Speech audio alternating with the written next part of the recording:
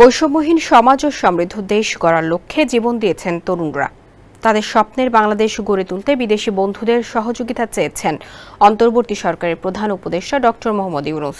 মঙ্গলবার সন্ধ্যায় জাতিসংঘের সাধারণ পরিষদের অধিবেশনের ফাঁকে এক সংবর্ধনা অনুষ্ঠানে প্রধান উপদেষ্টা এসব কথা বলেন। তিনি বলেন, তরুণদের আত্মত্যাগ আমাদের সামনে বড় সুযোগ তৈরি করে দিয়েছে। আমরা এই সুযোগ হারাতে চাই না। বিদ্যমান রাষ্ট্র কাঠামো ও প্রতিষ্ঠানগুলোর আমূল পরিবর্তনের মাধ্যমে তরুণরা নতুন বাংলাদেশ গড়তে চায়। এটি বাস্তবায়নে আপনাদের সবার সমর্থন প্রয়োজন। জাতিসংঘে বাংলাদেশের সদস্য প্রাপ্তির 50তম বছর উদযাপন উপলক্ষে এই সংবর্ধনা সভার আয়োজন করা হয়। 1974 সালের 17 সেপ্টেম্বর জাতিসংঘের পূর্ণ সদস্যপদ লাভ করে বাংলাদেশ। বাংলাদেশের একমাত্র মাল্টিন্যাশনাল টাইলস ব্র্যান্ড আরএকে সিরামিক্স।